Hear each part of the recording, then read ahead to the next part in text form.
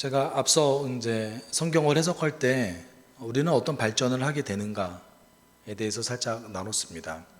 네, 여러분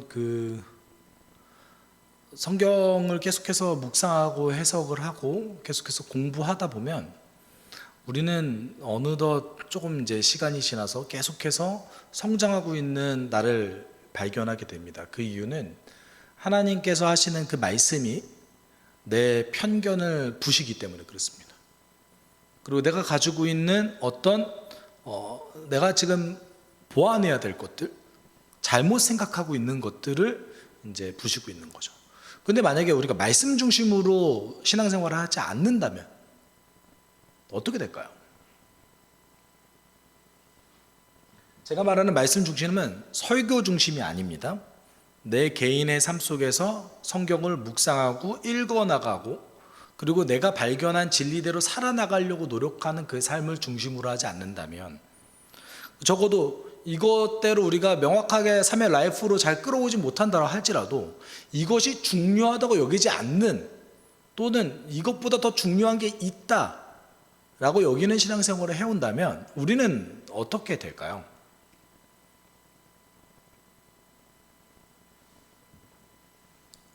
절대 우리의 신앙생활이 나의 경험을 벗어날 수 없습니다. 그러니까 우리가 경험한 것 이상의 것을 체험할 수 없어요. 내가 경험한 것 이상의 것을 알아가기 위해서 아주 오랜 시행착오를 경험해야 됩니다. 그것도 반드시 경험을 통해서만 알아야 됩니다. 당연히 이제 시행착오를 많이 겪을 수밖에 없고 그리고 때로는 하나님이 주신 지혜로 인생을 살아가고 있지 않기 때문에 인생 가운데 굴곡이 많을 수밖에 없습니다. 어찌되었건 우리가 어떤 삶에 문제가 생겼을 때 그 문제가 외부로부터 오는 불가피한 문제도 있지만 우리의 선택으로부터 시작된 문제일 때도 있거든요. 그런데 우리가 삶을 살아나갈 때에 적어도 우리의 삶의 장애물을 제거해 나갈 때 외부에서 들어오는 장애물을 우리가 어찌하지 못하죠. 사실은 갑작스럽게 일어날 때가 많잖아요. 그런데 내가 선택한 장애물 정도는 제거할 수 있는 신앙생활을 해 나가는 것이 하나님이 주신 지혜대로 살아나가는 방법이거든요. 우리가 이제 그 하나님의 지혜에 대해서 시편과 잠언과 그다음에 욥기도 굉장히 강조하고 있죠. 그것을 이제 구약 성경은 하나님을 경외하는 삶, 두려워하는 삶이라고 요약하고 있지만 사실은 하나님이 정해주신 그 길대로 지혜롭게 살아가는 것에 대해서 굉장히 강조하고 있습니다. 근데 우리가 말씀 중심으로 살아가지 않는다면 적어도 이것을 사실 모든 성도들이 말씀을 중요하다고는 얘기해요. 중요하다고는 얘기합니다. 그런데 중요하다고 얘기하지만 사실은 삶의 그 형태가 아닌 분들도 굉장히 많이 있거든요. 중요하다고 말만 하지 사실은 그 성경의 어떤 내용을 발굴하거나 진리를 알아가는 삶에 좀 등한시하고 멀리 하시는 분들도 계십니다. 그럴 때 우리가 경험할 수 있는 어떤 삶의 문제들은 내가 하나님의 지혜대로 살아가고 있지 못하기 때문에 경험하게 되는 스스로 만들어낸 어려움이 있을 수 있다는 거예요. 그래서 야고보서는 그것을 우리에게 뭐라고 얘기하냐면 시험이라고 얘기합니다. 어떤 시험이라고 얘기하죠? 내 욕심에 미혹된 시험. 그래서 우리는 제가 이제 지난주에도 강조했지만 우리가 가지고 있는 어떤 삶의 생각들 뭐 예를 들어서 사랑, 소망, 믿음 이런 우리의 그 신앙생활에 아주 중요한 개념들이 있지 않습니까? 그 중요한 개념들이 정말 내가 생각하는 게 성경적으로 맞는가를 점검해 봐야 된다는 거예요. 그렇지 않고서는 절대 우리의 신앙생활은 우리의 경험을 벗어나지 못해요. 그러면은 경험해야 알게 되는 거잖아요. 얼마나 억울해요. 마치 이런 거죠.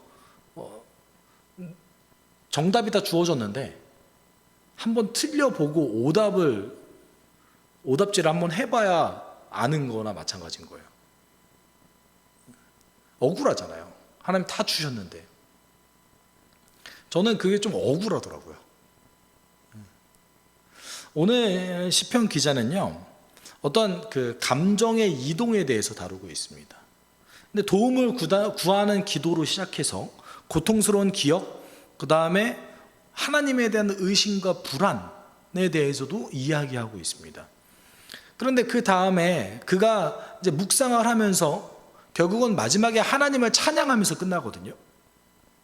그러면 이 시편 기자가 자신이 가지고 있는 그 고통과 불안과 두려움에 대해서 어떻게 전환할 수 있게 되었는가, 하나님을 향한 찬양으로 어떻게 전환할 수 있게 되었는가에 대해서 우리는 좀 주목해 볼 필요성이 있습니다. 그리고 그 시인이 어떻게 하나님의 어떤 부분을 바라보고 자신의 어떤 그 사고를 전환하게 됐는가에 대해서도 좀 고민해 볼 필요성이 있습니다. 여러분, 1절에 이렇게 처음에 하나님께 부르짖어요. 내가 하나님께 소리 높여 부르짖습니다. 부르짖는 이 소리를 들으시고 나에게 귀를 기울여 주십시오. 정확한 번역으로는 나는 하나님께 부르짖을 겁니다. 하나님께 울부짖을 겁니다. 그리고 하나님은 나의 울부짖음에 귀를 기울이실 겁니다 라고 번역할 수 있습니다. 시인은 처음에 어찌되었건 내 울부짖음, 그리고 울부짖음을 하나님 들으실 것이다, 이렇게 얘기하고 있습니다. 그리고 이제 2절 3절에서는 아주 고통스러운 얘기를 하는데, 자신의 고통이 어느 정도까지 고통스럽냐 하면 하나님의 위로조차 거절했다라고 얘기하고 있습니다. 아주 고통스럽죠. 어느 정도까지 이제 그 고뇌가 흘러가냐면, 하나님이 이제 더 이상 자신에 대해서 은혜를 베풀지 않으시고 하나님이 이제 나를 사랑하지 않으실 거야 라고 생각하는 거죠.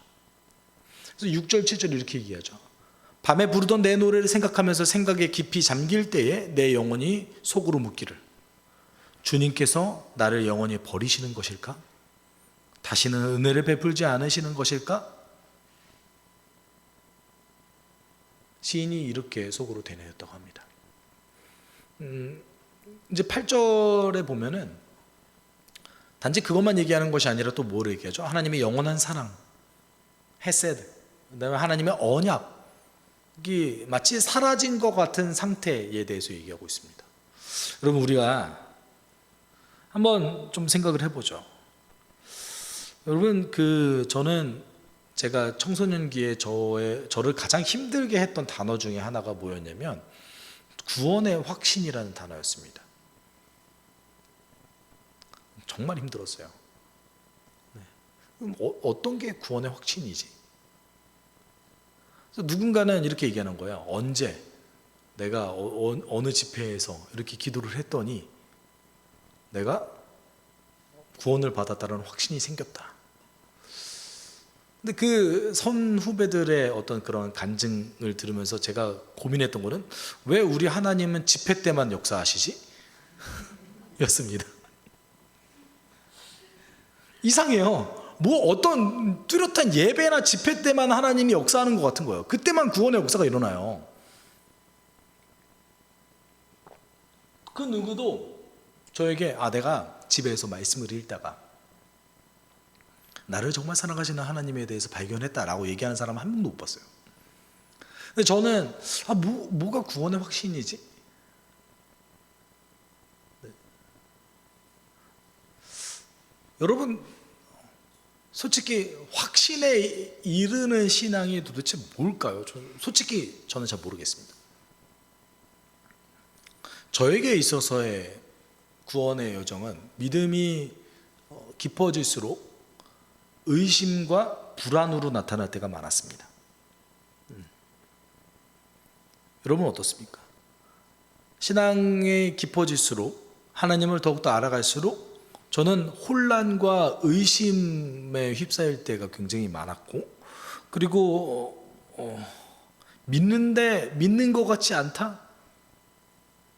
라고 생각할 때가 굉장히 많았습니다. 가끔은 내가 목사인데 목사인 것 같지 않다? 네. 여러분, 어떠실지 모르겠습니다. 그래서 그런지 저는 약간 강한 확신에 있으신 분들을 조금 경계해요. 제가 너무 의심이 많은 사람인지 모르겠습니다. 근데 우리가 기억해야 될 게 있습니다. 구원의 확신이라는 것은 내가 하나님께서 하신 일을 현재 받아들이고 있다라는 것을 인식하는 작업입니다. 그러니까 다른 얘기를 하면, 좀 더 쉽게 얘기하면, 내가 믿음이 있다, 하나님을 믿는다, 예수님이 지금 나에게 영향을 미치고 있다라는 그 사실을 믿는다라는 것을 내 스스로 인식하는 작업일 겁니다. 근데 그 인식하는 작업이 그 안에 어떤 과정을 포함하고 있냐면 의심, 불안, 두려움, 그 과정들을 포함하고 있다는 것을 우리는 조금 인정할 필요성이 있습니다. 여러분, 신앙생활에도 사춘기가 있습니다. 항상 막 너무 기쁘세요? 우리를 되게 힘들게 하는 구절들이 몇 개 있잖아요. 항상 기뻐하라, 쉬지 말고 기도하라, 범사에 감사하라. 이게 되나? 네. 여러분, 우리가 항상 기쁜 상태에 있는 거를 정신과에서는 뭐라고 얘기하죠? 조증이라고 얘기해요. 네. 여러분, 성경에서 항상 기뻐했던 사람이 세상에 어디 있어요?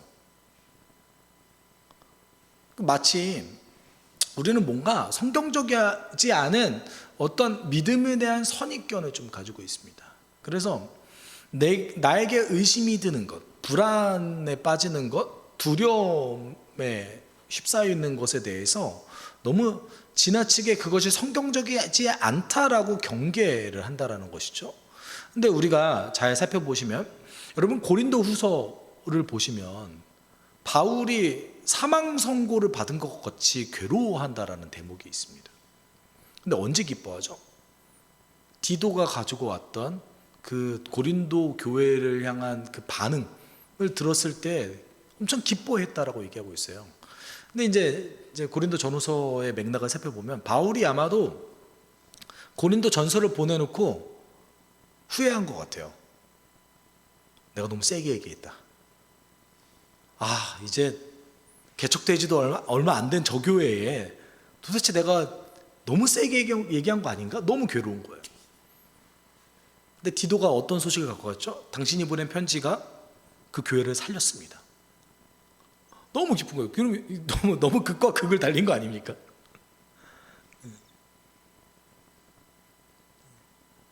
여러분, 바울이 그랬어요. 바울이 자신을 변호해주고 자신에게 사역자의 길을 열어줬던 바나바와 미친 듯이 다투고 헤어지지 않습니까? 네. 그리고 그 원인이 되었던 마가 요한을 이제 죽을 때쯤에 찾아오라고 얘기하잖아요. 그 시점이 마가 요한이 로마에 있을 때였고 바울도 로마의 감옥에 갇힐 때였습니다. 근데 바울도 그런 어떤 부족한 모습을 보여주고 있죠. 네. 이렇게 항상 어떤 우리가 생각하는 너무 기쁘고 너무 행복하고 너무 좋고 이런 삶을 살아가는 신앙인은 성경에 등장하지 않습니다. 많은 분들이 평안한 삶에, 이상적인 평안한 삶을 살아갔던 사람 중에 한 명을 이삭으로 꼽아요. 근데 이삭은 우물을 팔 때마다 뺏겼어요. 자기 아내도 뺏길 뻔했고요. 자신의 말년에는 형제들의 다툼으로 자신의 막내 아들이 도망가는 걸 봐야 됐고요. 그리고 심지어 자기 막내 아들은 자기한테 사기까지 쳤어요. 이삭이 그걸 알고 기분이 어땠을까요? 얘가 지금 장자권 갔다가 나한테 사기를 쳤다고? 전 굉장히 기분 나빴을 거라고 생각해요. 엄청난 배신감에 치를 떨었을 거라고 생각합니다. 여러분, 우리의 신앙생활에는 사실은 사춘기가 있습니다. 의심과 두려움과 불안이 우리를 사로잡을 때가 있습니다. 근데 이거를 우리가 극복하는 방향성이, 보통은 신앙생활을 하시는 분들 가운데 이 방향성이 두 가지인 것 같습니다. 여러분, 어떻게 극복하십니까? 많은 극복하는 방법이 있는 것 같아요. 뭐 저는 두 가지라고 봤지만 아주 크게 두 가지로 봤지만 많이 방법을 찾을 수가 있죠. 어떤 분은 공동체의 힘으로 극복하시는 분이 계시고 또는 누군가는 극복하지 못하고 믿음을 잃는 경우도 있죠. 또 어떤 분은 예배를 통해서 하나님의 그 사랑과 회복을 느낍니다. 그러면 오늘 제가 생각하는 두 가지 방법은 하나는 체험을 추구하는 거고 하나는 말씀을 통해서 하나님을 추구하는 거예요.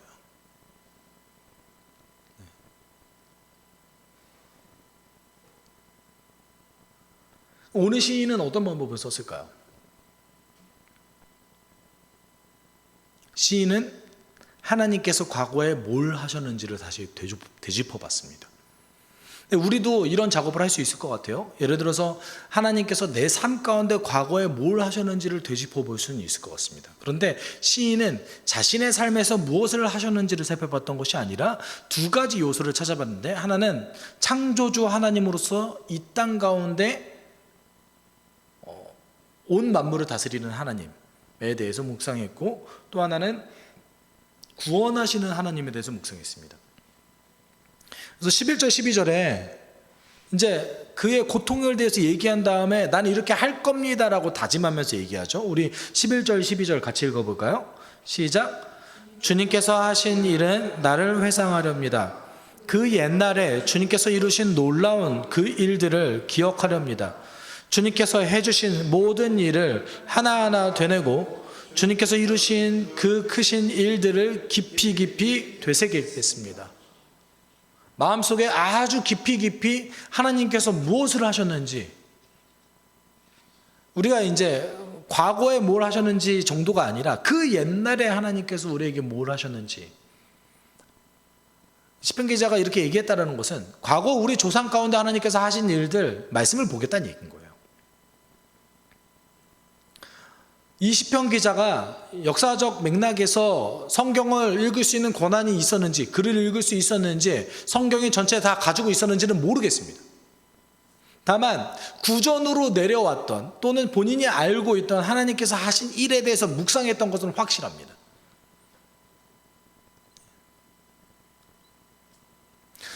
제가 요새 주목하고 있는 부분 중에 하나가 뭐냐면, 저는 그런 조언인지 공격인지 잘 모르는, 제가 되게 영성이 없다는 얘기를 많이 들고 살았거든요.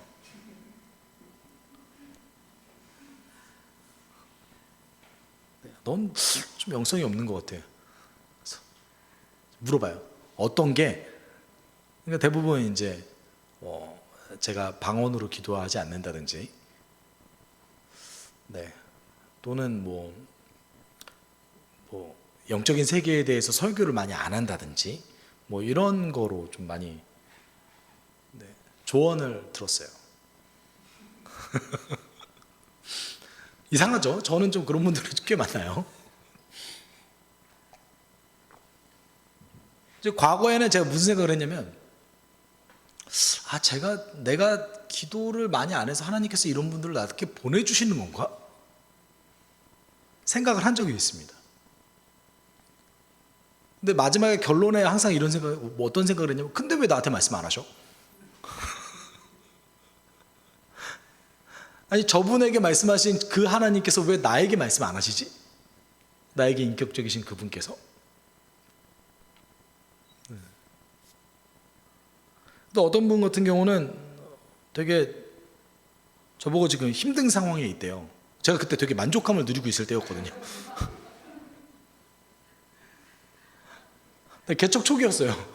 제가 그때 만족감을 누리고 있을 때였어요. 근데 되게 힘든 상황이래요. 난 만족하는데 지금 왜 나보고 힘들다고 하는 거지? 네. 제가 요새 발견한 것들이 뭐냐면, 저는 영적 체험을 존중하고 영적 체험을 있어야 된다고 생각합니다. 근데 뭐 그 체험의 종류들이 여러 가지가 있지만 체험은 유익합니다. 하나님을 경험하는 것만큼 유익한 것이 세상에 어디 있겠습니까? 유익합니다. 여러분이 그동안 했던 그 예배 때 누렸던 그 수많은 은혜들 우리가 부인할 필요가 뭐가 있습니까? 그 하나님을 누리는 것에 대해서. 저도 찬양인도 꽤 오래 했습니다. 특히 이제 청소년들과 함께 집회를 하다 보면 놀라운 일들을 종종 경험하게 됩니다. 제가 예수 안 믿을 것 같은데 믿어요. 우와, 제가 예수를 믿는다고? 제가 기도를 한다고? 이런 일들을 경험하게 됩니다. 그런데 여러분, 그거를 추구하는 거는 문제가 있어요. 특별히 이제 지나친 성령의 은사적 체험을 추구해서 그것만 따라다니시는 분들이 좀 있어요. 저는 때로는 그것이 좀 마약과 같다라고 얘기하기도 합니다.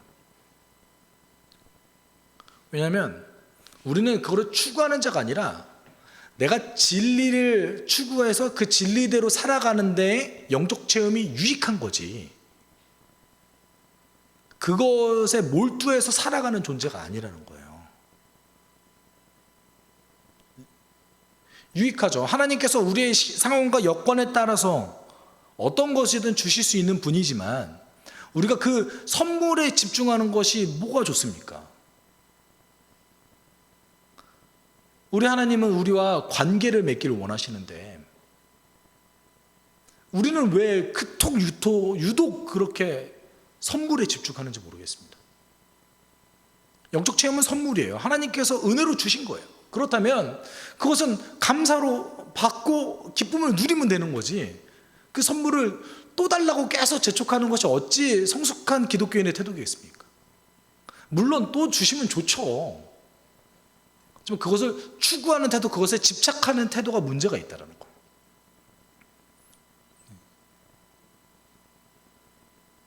그래서 제가 요새 이제 점점 그렇게 막 요즘은 조금 세련된 형태로 성령 운동하시는 분들이 나타나더라고요. 영상이 되게 세련되게 빠져요. 옛날 같지 않고.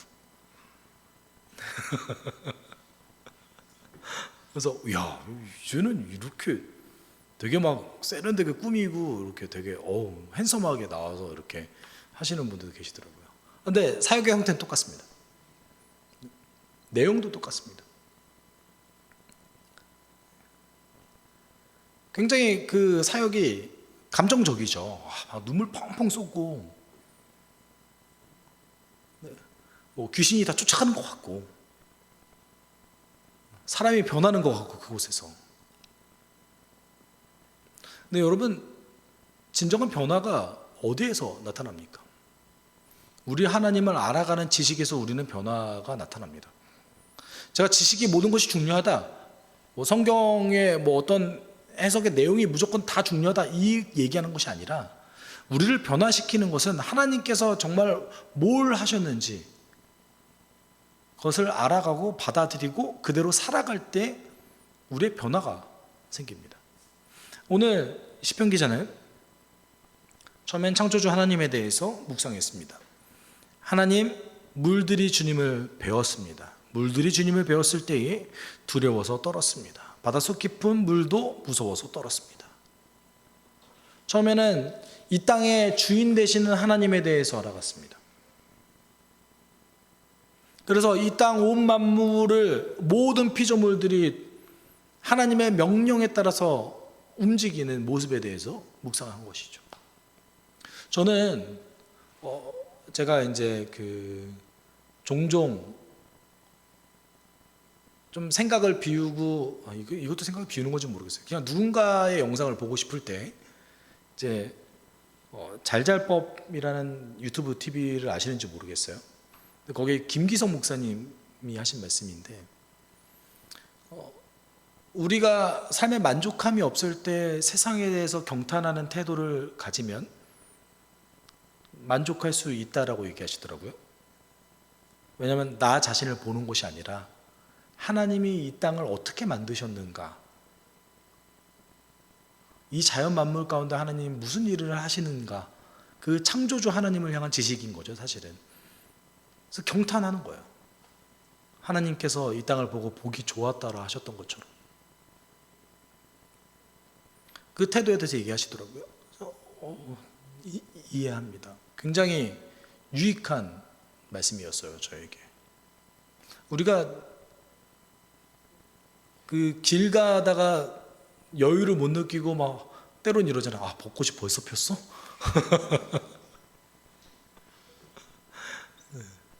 너무 정신없이 살아서 하나님이 만드신 자연 만물과 세계에 대해서 묵상하지 못할 때도 많이 있죠. 때로는 그런 여유를 가지고 좀 그런 곳에 가서 묵상하는 것도 좋은 태도인 것 같습니다. 그리고 오늘 시인은 또 뭐라고 얘기하죠? 구속하신 하나님에 대해서 묵상했습니다. 주님께서는 주님의 백성을 양떼처럼 모세와 아론의 손으로 인도하셨습니다. 이 나를 인도하셨다 이렇게 얘기 안 해요. 과거에 나에게 이렇게 하셨다 이렇게 얘기하지 않았어요. 하나님께서 우리의 백성과 우리 나라를 당신의 사람을 일으키셔서 우리를 인도하셨습니다라고 고백하고 있습니다. 우리를 구원하신 하나님에 대해서 얘기하고 있는 것이죠.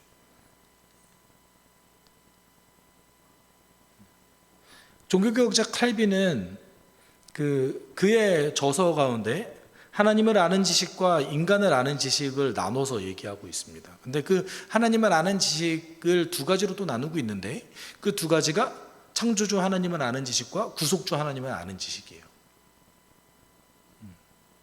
두 파트가 있어요. 우리 하나님 지금도 창조의 사역을 붙들고 계시고 지금도 우리를 구원하고 계십니다. 여러분, 예수님을 하나님께서 어떻게 부르셨죠? 베드로가 설교했을 때 우리의 주님으로 그리고 우리의 그리스도로 부르셨죠. 온 땅 가운데 만물의 주님으로 예수 그리스도를 부르셨을 뿐만 아니라 우리의 구원자로 부르셨다라는 사실도 좀 중요한 사실이죠. 이 하나님을 향한 진리를 오늘 시편 기자가 묵상했을 때에 하나님을 찬양할 수 있었습니다. 위로조차 거절했던 자가 그리고 하나님이 나에게 이제는 더 이상 은혜를 베푸지 않으실 것 같다라는 좌절과 불안과 두려움 가운데 있었던 자가 어떻게 회복할 수 있었겠습니까? 하나님 말씀을 붙들었던 것이죠. 그 말씀 안에 있었던 하나님, 창조주 되신 하나님과 구속주 되신 하나님을 붙들었던 거죠. 여러분, 디모데후서 3장 15절 이렇게 얘기하고 있어요. 좀 같이 읽어볼까요? 그대는 어려서부터 성경을 알고 있습니다. 성경은 그리스도 예수를 믿는 믿음으로 말미암아 그대에게 구원에 이르는 지혜를 줄 수 있습니다. 아멘. 여러분, 우리가 솔직히 얘기하면 말씀의 최종 권위에 대해서 그리고 말씀이 중요한 것에 대해서 성경이 중요하다는 것을 부인하는 기독교인은 거의 없습니다. 그런데 교회 안을 좀 잘 들여다본다면 성경이 중요하다라고 인식하고 있는 신앙생활의 스타일을 갖고 있는 것이 교회 안에 붙들려져 있는 교회는 많지 않습니다. 주일학교를 보면 확실하게 알 수 있습니다. 성경교육이 거의 없습니다. 제가 사역할 때 굉장히 놀라웠던 장면들이 굉장히 많이 있었어요. 아브라함의 아들이 누구지? 모세요. 뭐? 그 친구는 19년 신앙생활 했습니다. 사도신경을 암송하고 있는 친구 찾아보기 요새 힘들고요. 주기도문도 마찬가지입니다.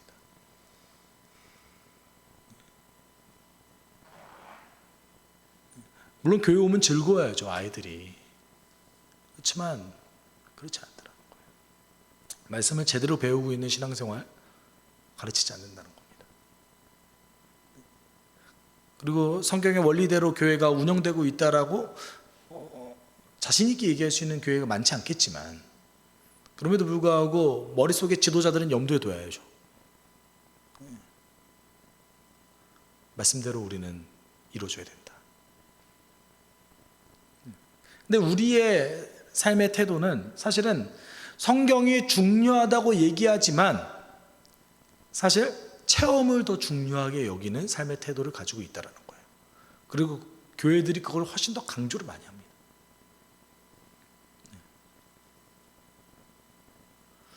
여러분, 그것이 사실은 선물에 집중하는 것일 수도 있고요. 그 다음에 이방인의 태도이기도 합니다. 예수님이 그것을 얼마나 경계했습니까? 그리고 사도 바울도 고린도 교회 사람들에게 고린도전서 1장 22절 23절에서 이렇게 얘기했어요. 유대 사람은 기적을 요구하고 그리스 사람은 지혜를 찾으나 우리는 십자가에 달리신 그리스도를 전합니다. 그리스도가 십자가에 달리셨다는 것은 유대 사람에게는 거리낌이고 이방 사람에게는 어리석은 일입니다. 진리를 추구하는 삶이 예수를 믿지 않는 사람들의 눈으로 봤을 때는 이상한 일이죠. 어떤 사람은 이렇게 얘기할 겁니다. 왜 저렇게까지 믿지? 여러분, 왜 이렇게까지 믿으십니까? 피곤한 와중에 수요일날 예배 오시고 금요일날 가정교회 하시고 주일날에 예배 드리면 도대체 우리는 언제 쉽니까? 네. 근데 그 삶의 태도를 통해서 근데 나중에 우리가 시간이 지나서 고백하잖아요. 하나님의 지혜로 내가 좀 덜 엇나갔다고. 그리고 풍성함이 있다고. 여러분, 성경은 언제나 말씀이 중요하다고 가르쳤습니다. 디모데의 경우만 보더라도 디모데는 그렇게 엄청 리더십이 있는 사람이 아니었어요. 조금 소심한 사람이었습니다. 그리고 디모데는 엄청 능력 있는 사람도 아니었습니다. 그래서 제가 볼 때는 굉장히 은사가 있고 능력이 있는 그 성도들에게 좀 무시를 당했던 것 같아요. 근데 디모데를 바울이 그 교회, 에베소 교회의 지도자로 세웠던 이유는 그가 어려서부터 성경을 알았기 때문입니다. 그리고 그 성경을 통하여서 그리스도를 믿는 그 믿음에 굳건히 서 있었던 자였기 때문에 디모데를 세웠던 것이었겠죠. 저는 그렇게 믿습니다. 그리스도 예수 안에 있는 믿음을 통해 구원으로 이끄는 지혜를 줄 수 있는 것이 뭐예요? 성경이라는 것이죠. 예수님도 성경을 그토록 강조하셨습니다. 제자들을 만날 때마다 계속해서 말씀을 가르치시고 진리를 가르치셨습니다. 그런데 우리는 사실은 선물에 집중하고 싶은 유혹이 있어요. 하나님께서 그때 내려주시는 어떤 감정적인 감동에 집중하고 싶은 유혹이 있습니다. 그러면 뭔가 조금 더 평안해지는 것 같거든요. 근데 성경은 그렇게 얘기하고 있지 않습니다. 뭐가 더 중요하다? 그것은 아주 중요한 선물이지만 더 중요한 것은 나의 일상에서 하나님을 묵상하는 태도, 그리고 그것을 통해서 내 삶을 살아나가는 것이 더 중요하다고 얘기하고 있습니다. 우리의 예배, 설교, 그리고 우리 교회에서 모이는 모든 공동체는 그것을 돕기 위해 존재합니다. 여러분, 우리는 성경 중심적 삶을 살아가야 되는 사람들입니다. 말씀을 사랑하십니까?